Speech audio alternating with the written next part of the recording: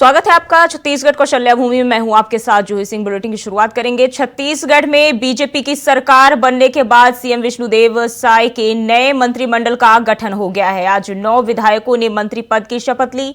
संविधान के नियम के अनुसार प्रदेश में सीएम समेत अधिकतम 13 मंत्री हो सकते हैं। आपको बता दें कि सीएम विष्णुदेव साय ने मीडिया से चर्चा में कहा कि जल्द ही विभागों का बंटवारा भी किया जाएगा।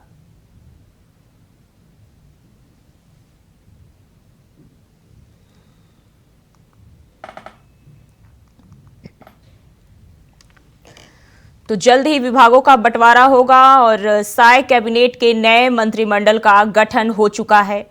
इसमें 9 विधायकों ने मंत्री पद की शपथ ली है।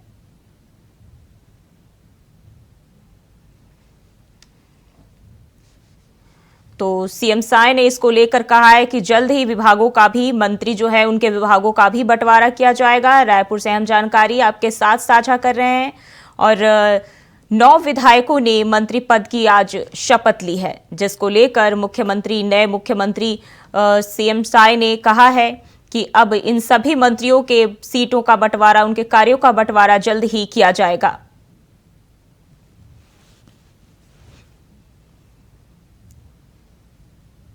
तो छत्तीसगढ़ में बीजेपी की सरकार बनने के बाद नए मंत्रिमंडल का गठन हो चुका है और इसमें 9 विधायकों ने मंत्री पद की शपथ ली है।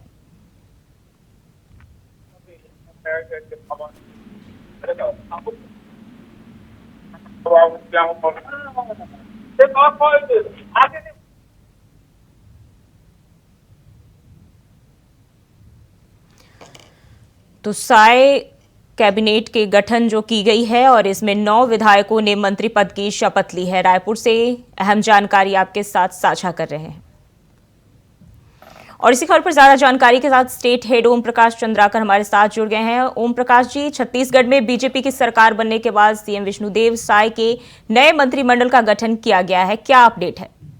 देखिए, काफी लंबे इंतजार के बाद इस मंत्रिमंडल का गठन कर दिया गया है। कुल 9 मंत्री बनाए गए हैं और पहले भी अगर देखा जाए तो एक सीएम और 2 डिप्टी सीएम, तो पूरे मंत्रिमंडल में अब फिलहाल की स्थिति में 12 सदस्य हो गए हैं। एक सदस्य जो है वो रोके गए हैं ताकि कोई नाम आएगा उसके बाद से उनका नाम मंत्रिमंडल में शामिल किया जाएगा। फिलहाल 12 मंत्रिमंडल के सदस्य हो गए हैं, जिनमें से आज 9 विधायकों ने मंत्रिमंडल पद की शपथ ली है। तो ये पूरा जो रहा राजभवन में आयोजित रहा ये कार्यक्रम, राजभवन में सभी ने मंत्री पद की शपथ ली है। फिलहाल विभागों का बंटवारा नहीं किया गया है। विभागों का जो बंटवारा है वो मुख्यमंत्री तय करेंगे, उसके बाद कैबिनेट में उन्हें शामिल किया जाएगा। अगर देखा जाए तो पूरे इस मंत्रिमंडल के गठन की प्रक्रिया के दौरान देखा जाए तो सरगुजा संभाग को काफी ज्यादा सीटें मिली है और लिहाजा सरगुजा के 3 मंत्री जो है बनाए गए हैं। इसी तरह बस्तर से 1 मंत्री को स्थान दिया गया है। रायपुर से 1 मंत्री बृजमोहन अग्रवाल को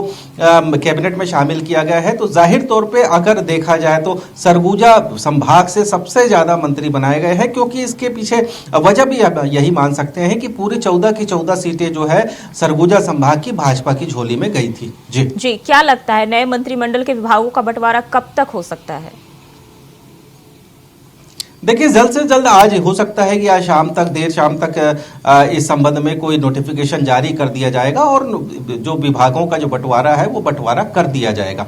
लेकिन जिस तरह से इस पूरे मंत्रिमंडल की यदि बात किया जाए तो नए और पुराने चेहरों का समावेश जो है मंत्रिमंडल के गठन के दौरान किया गया है, तो जाहिर तौर पे एक सामंजस्य बिठाने की कोशिश विष्णुदेव सरकार की ओर से की गई है। जी, नए मंत्रिमंडल में 9 विधायकों ने शपथ ली है और अभी 13 मंत्री चुने जा सकते हैं और 12 के नाम सामने आ चुके हैं। लेकिन अगला जो एक नाम बचा हुआ है वो कौन हो सकता है? देखिए, ये तो जाहिर तौर पे ये कह सकते हैं कि मंत्रिमंडल के गठन को लेकर काफी कुछ माथापच्ची सेंट्रल बीजेपी में भी सेंट्रल के नेताओं द्वारा और राज्य के नेताओं द्वारा की गई है। यही वजह है कि लेट लतीफी हो गई है इस पूरे मामले में, क्योंकि शपथ लिए काफी वक्त गुजर चुका है सीएम और डिप्टी सीएम का। उसके बाद जो मंत्रिमंडल का गठन हुआ है वो काफी देर बाद हुआ है। तो जाहिर तौर पर इसको लेके अभी भी हो सकता है कि पेच फंसा हो। एक जो मंत्रिमंडल का सदस्य शामिल नहीं किया गया है, यथा स्थिति देखा जाएगा कि क्या की स्थितियां बनती है, किस हिसाब से उन्हें चुना जाएगा। लेकिन देखा जाए अब बस्तर संभाग में भी काफी सीटें छत्तीसगढ़ में भाजपा को आई है, तो जाहिर तौर पर बस्तर से सिर्फ एक मंत्री को ही स्थान दिया गया है।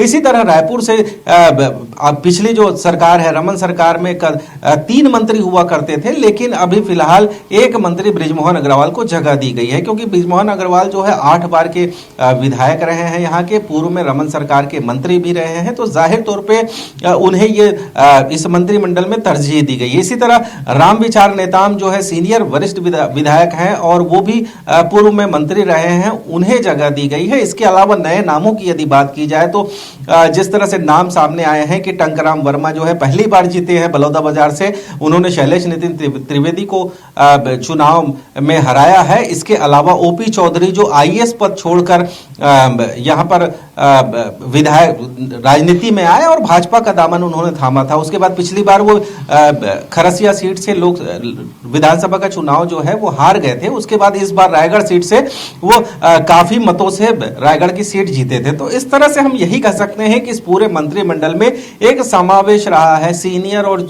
जूनियर जो है नए और पुराने चेहरों का। जी बने रहिए हमारे साथ, अगली खबर पे भी आपका रुख करेंगे। और रायपुर से अहम जानकारी सामने आ रही है। कांग्रेस की समीक्षा बैठक आज 2 दिनों तक चलेगी। समीक्षा बैठक आज शाम 4 बजे से शुरू होगी। बैठक पूर्व मंत्री और नवनिर्वाचित विधायक रहेंगे मौजूद। कल सुबह 11 बजे होगी दूसरे दिन की बैठक। बैठक में संयुक्त महामंत्री, सचिव और पूर्व विधायक भी रहेंगे मौजूद। तो आज शाम 4 बजे बैठक होगी और 2 दिनों तक कांग्रेस की यह समीक्षा बैठक चलेगी।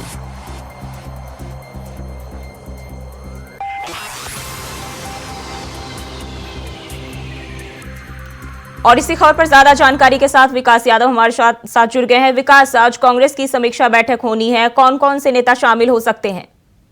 देखिए, आज शाम को 4 बजे जो है एक महत्वपूर्ण समीक्षा बैठक का आयोजन जो है छत्तीसगढ़ प्रदेश कांग्रेस कमेटी द्वारा किया जा रहा है। इस बैठक में जो है जिला स्तर के और पूर्व विधायक और प्रदेश कांग्रेस कमेटी के तमाम बड़े पदाधिकारी सहित महामंत्री और सचिवों और पूर्व सचिवों को इस बैठक में शामिल किया गया है। यह जो बैठक है शाम को 4 बजे चलेगी।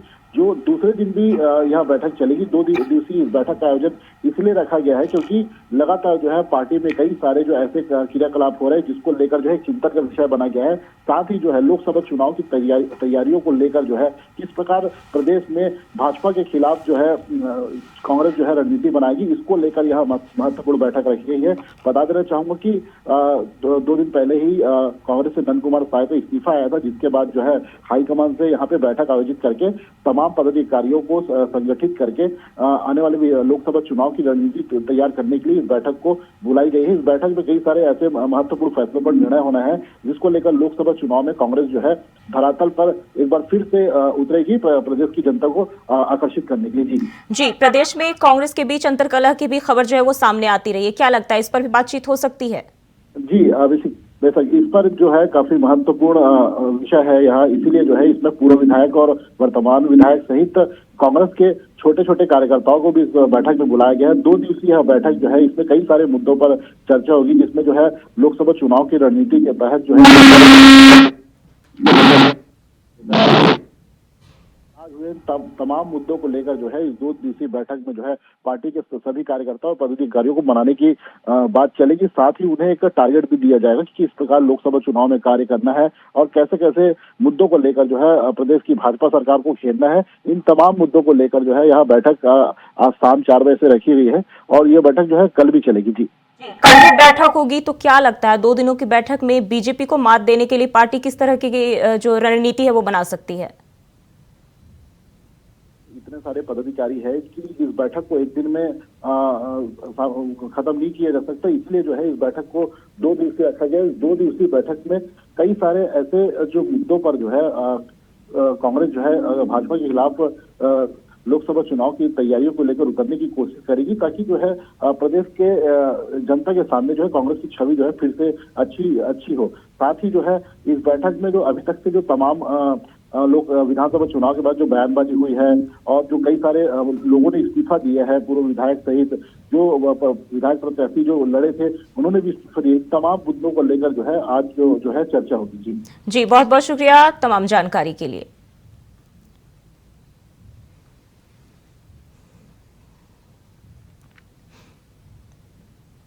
और सीएम विष्णुदेव साय का आज दिल्ली दौरा, दोनों डिप्टी सीएम भी रहेंगे मौजूद। मंत्रियों के मंत्रालयों को लेकर होगी चर्चा, संकल्प पत्र की गारंटी को लेकर होगी बातचीत, पीएम मोदी की गारंटी वाली घोषणाओं पर भी हो सकती है चर्चा। तो मुख्यमंत्री साय दिल्ली दौरे पर रहेंगे, जहां उनके साथ दोनों डिप्टी सीएम भी मौजूद रहेंगे। मंत्रियों के मंत्रालयों पर चर्चा हो सकती है।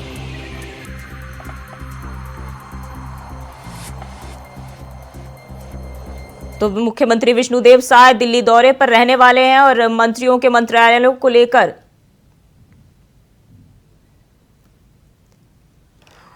और एक बार फिर से रुक करते हैं ओम प्रकाश चंद्राकर जी की तरफ। ओम प्रकाश जी, सीएम विष्णुदेव साय का दिल्ली दौरा है, क्या कार्यक्रम रहने वाला है?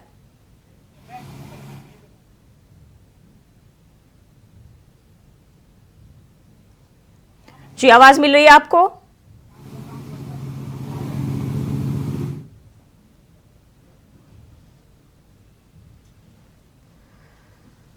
तो तकनीकी खामियों की वजह से बातचीत नहीं हो पा रही है, एक बार फिर से जोड़ने की कोशिश करेंगे। सीएम विष्णुदेव साय का दिल्ली दौरा है और इस दौरान उनके साथ दोनों डिप्टी सीएम भी मौजूद रहेंगे।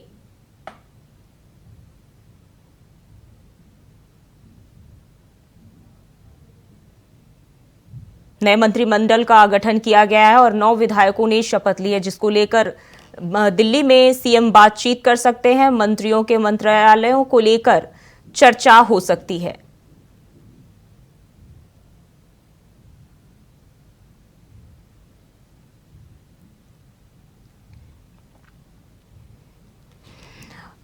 और एक बार फिर से रुक करेंगे ओम प्रकाश चंद्राकर जी की तरफ। सीएम विष्णुदेव साय का दिल्ली दौरा है, क्या कार्यक्रम रहने वाला है? ठीक है, ठीक है।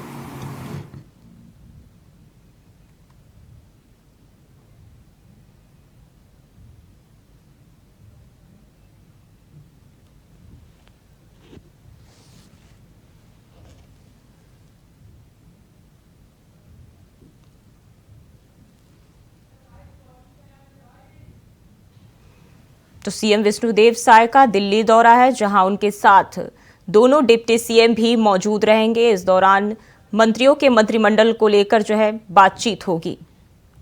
और एक बार फिर से हमारे साथ जुड़ गए ओम प्रकाश चंद्राकर। ओम प्रकाश, सीएम विष्णुदेव साय का दिल्ली दौरा है, क्या कुछ कार्यक्रम रहने वाला है?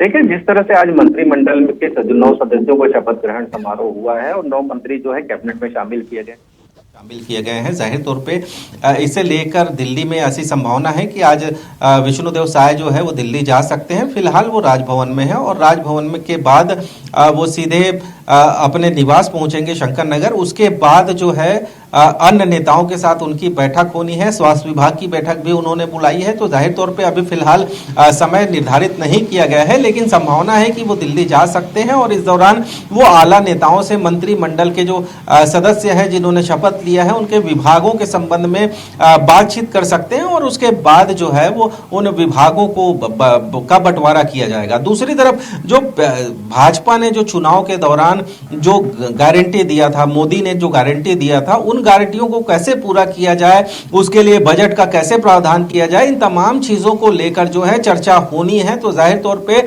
ये जो अहम जो दौरा जो है वो डिप्टी सीएम, दोनों डिप्टी सीएम और सीएम का होने वाला है। जी, जिस दौरान पीएम मोदी की गारंटी वाली घोषणाओं को लेकर बातचीत होगी, मंत्रिमंडल के विस्तार को लेकर बातचीत होगी, और इसके अलावा कौन कौन से अहम मुद्दे हो सकते हैं जिन पर बातचीत कर सकते हैं? देखिए, फिलहाल मंत्रिमंडल और की जो बात है वही उसी मुद्दे पर, और दूसरी बात जो है मोदी की गारंटी को लेकर जो जो चीजें की जानी है। जिस तरह से भाजपा ने पहले ही घोषणा कर दी है कि किसानों को 21 क्विंटल जो है समर्थन मूल्य पर धान खरीदा जाएगा 3100 की दर पर। इसके अलावा भी कई तरह की योजनाएं जो है मोदी की गारंटी के तहत लाए गए हैं। उन तमाम मुद्दों को लेकर विस्तार से चर्चा की जाएगी। बजट का क्या प्रावधान होगा, सेंट्रल पूल से कितना पैसा दिया जाएगा, छत्तीसगढ़ स्टेट कितना पैसा वहन करेगी। तो जाहिर तौर पे इन तमाम मुद्दों को लेकर चर्चा हो सकती है और दिल्ली की वापसी के बाद हम यही कह सकते हैं कि जो मोदी की गारंटी दी गई थी उसे जल्द से जल्द छत्तीसगढ़ के अंदर लागू किया जाएगा, क्योंकि अब जो है भाजपा पूरी तरह से लोकसभा चुनाव के मूड में नजर आ रही है और पूरी तरह से लोकसभा चुनाव के लिए भिड़ने वाली है। तो ऐसे में यदि मोदी की गारंटी को फलीभूत नहीं किया जाता तो भाजपा को नुकसान इसका उठाना जी, मंत्रियों के मंत्रालयों को लेकर चर्चा होगी जो कि केंद्रीय नेतृत्व में होगी, तो कौन कौन से जो है बीजेपी के बड़े नेता इस दौरान शामिल हो सकते हैं, क्या जानकारी है? देखिए, फिलहाल जो है दोनों डिप्टी सीएम और सीएम जो है दिल्ली जा सकते हैं। तो जाहिर तौर पे इनके बीच और जो आला नेता है, राष्ट्रीय अध्यक्ष हैं भाजपा के, वो और इस तरह से जो जैसे अमित शाह है, अमित शाह ने पूरी बागडोर चुनाव के दौरान छत्तीसगढ़ में संभाल रखी थी, तो इनसे चर्चा के बाद कोई डिसीजन लिया जाएगा। फिलहाल यही कह सकते हैं कि अभी जो मंत्रिमंडल में जो मंत्रिमंडल का गठन किया गया है, 9 मंत्रियों को शामिल किया गया है, उसमें नए पुराने चेहरों का सामंजस्य है। इसमें पूरा नए चेहरे भी हैं, उसमें काफी संख्या में पुराने भी चेहरे भी हैं। जी, बहुत बहुत शुक्रिया आपका तमाम जानकारी के लिए। और बढ़ते हैं आगे। छत्तीसगढ़ में आज मंत्रिमंडल विस्तार हुआ है, जिसमें नए पुराने चेहरे को साथ साथ सामंजस्य बैठाते हुए मंत्रिमंडल का विस्तार किया गया है, जिसको लेकर छत्तीसगढ़ के डिप्टी सीएम विजय शर्मा से खास बातचीत की हमारे स्टेट हेड ओम प्रकाश चंद्राकर ने। इस दौरान क्या कुछ कहा डिप्टी सीएम ने, आइए आपको सुनाते हैं। मंत्रिमंडल का गठन हो गया, 9 मंत्री शामिल हैं, क्या देखा गया, क्या सामंजस्य बैठाया गया, क्या ऊपर में चर्चा हुई? योग्यता आधार है, सभी क्षेत्र को अवसर मिले यह आधार है। बहुत ही शानदार गजब के मंत्रिमंडल का गठन माननीय मुख्यमंत्री जी ने किया है। मैं पूरे नवनियुक्त मंत्रियों को हृदय से बधाई देता हूं, माननीय मुख्यमंत्री जी को धन्यवाद देता हूं। नए पुराने चेहरे शामिल किए गए हैं, सामंजस्य बिठाने की कोशिश। हर चेहरा जब पहली बार मंत्री बनता है तो नया होता ही है। कोई भी मंत्री हो पहली बार बनेगा तो वो पहली बार बना ना, तो वो पहली बार ये होता है। तो मैं आपसे कहना चाहता हूं कि भाजपा में नए चेहरे बहुत हैं जो पहली बार चुनाव जीत कर आए हैं। भाजपा ने युवाओं को बहुत अवसर दिया है और इसलिए आपको मंत्रिमंडल में भी वो चीज दिख रही है। आप मंत्रिमंडल में बतौर डिप्टी सीएम काम कर रहे हैं, सरकार की प्राथमिकता क्या होगी? सरकार की प्राथमिकता उन सारे वादों को पूरा करना जिसके लिए आप सोचें 8 दिन की सरकार ने क्या किया। तो नई सरकार की पहले कैबिनेट का पहला प्रस्ताव पहले लाइन पर लिखकर 18 लाख प्रधानमंत्री आवास स्वीकृत किया था। ये साहस सरकार का आप देखें कि सरकार ने कहा कि 2 साल का बोनस देंगे, 25 तारीख को किसानों के खाते में वो राशि पहुंच जाएगी। माननीय मुख्यमंत्री जी ने निर्णय कर दिया है इस बात का। अब 8 दिन की सरकार से और क्या चाहते हैं आप? युवाओं के लिए क्या? गुरु एक फोटो ले लो, युवाओं के लिए क्या सारे काम होंगे भैया। माननीय मुख्यमंत्री जी चिंता कर रहे हैं पीएससी पर क्या निर्णय करना है। मुख्यमंत्री जी इस बात का निर्णय करेंगे, परंतु इस बात की चिंता उन कर रहे हैं कि जो पीएससी में स्कैम हुआ है उस पर उनकी चिंता है बराबर। और बढ़ते हैं आगे। 4 सदस्यीय कमेटी के द्वारा की गई जांच और अपनी रिपोर्ट सौंपने के बाद जिला शिक्षा अधिकारी ने घरीपखना प्राथमिक विद्यालय के प्रधान पाठक संदीप अग्रवाल को निलंबित कर दिया है। संदीप अग्रवाल पर सरकारी बालिका आश्रम की छात्राओं ने गंभीर आरोप लगाए थे। छात्रों ने बताया था कि उनके साथ शारीरिक और मानसिक शोषण किया गया। छात्राओं ने अधीक्षिका को इस बारे में अवगत कराया था, जिसके बाद यह खबर प्रशासन तक पहुंची। शिक्षा विभाग के सहायक संचालक ने स्वीकार किया कि प्रधान पाठक के विरुद्ध काफी गंभीर शिकायत थी, जिस पर उनका निलंबन किया गया है। ये जो है विकासखंड उपरोड़ा का मामला है। वहाँ घरीपखना है, वहाँ प्राथमिक शाला, वहाँ के प्रधान पाठक जो है संदीप कुमार अग्रवाल है। उनके विरुद्ध आश्रम शाला के छात्र छात्राओं एवं अधीक्षक के द्वारा गंभीर शिकायत किया गया था, जिसकी जांच 4 सदस्यीय टीम के द्वारा किया गया था। और कल दिनांक 20/12/23 को आदरणीय जिला शिक्षा अधिकारी महोदय के द्वारा जांच प्रतिवेदन में गंभीर आरोप सिद्ध पाए जाने के फलस्वरूप उनको तत्काल प्रभाव से निलंबित किया गया है, ऐसा मुझे जानकारी प्राप्त हुई है। और खबर कोरबा से है, जहां धर्मसेना 24 दिसंबर को कोरबा जिले के कटघोरा में कार्यक्रम का आयोजन करने जा रही है, जिसमें 101 ऐसे लोगों की घर वापसी कराई जाएगी जिन्होंने प्रलोभन के कारण अपना धर्म बदल लिया था। इन लोगों का सम्मान भी किया जाएगा। धर्मसेना के प्रदेश अध्यक्ष सुरेंद्र बहादुर सिंह ने प्रेस कॉन्फ्रेंस में बताया कि कटघोरा में कई लोग धर्मांतरण जैसी गतिविधियों में जुटे हुए हैं, लेकिन उनके मंसूबे कामयाब नहीं होंगे।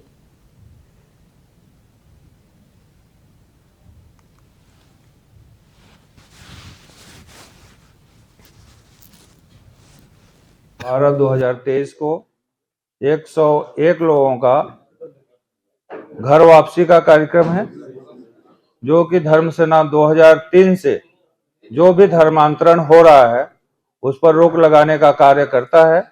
और इसी कड़ी में इस बार कोरबा में कटघोरा एरिया जो है कि बहुत तेजी से धर्मांतरण हो रहा है।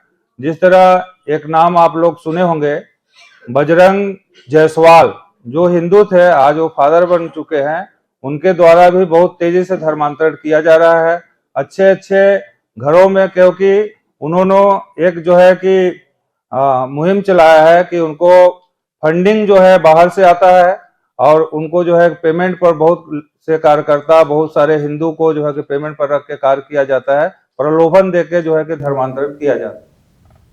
और छत्तीसगढ़ सरकार शिक्षा विभाग के लिए सालाना लाखों हजारों करोड़ों रुपए खर्च करती है ताकि शिक्षा को बेहतर से बेहतर किया जा सके, लेकिन कुछ शिक्षकों की लापरवाही से बच्चों का भविष्य अंधकार की ओर जा रहा है। खबर बलरामपुर से है, जहां वाजफनगर के प्राथमिक शाला खैरघाट के शिक्षक 1:30 बजे ही स्कूल बंद करके घर चले जाते हैं। वहीं बच्चों को भी घर भेज दिया जाता है, जिससे बच्चों की शिक्षा भी प्रभावित हो रही है। शिक्षकों को जिम्मेदार अधिकारियों का कोई डर नहीं है, इसलिए शिक्षकों की मनमानी इस कदर बढ़ गई है कि जब मन किया तब स्कूल खोलते हैं और जब मन किया तब स्कूल को बंद कर चले जाते हैं।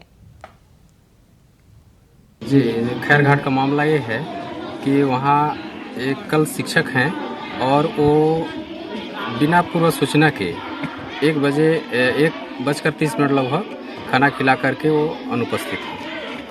मैं CSC पद पर हूँ, जिससे कि मुझे कोई सूचना नहीं दिए वो, और बिना सूचना।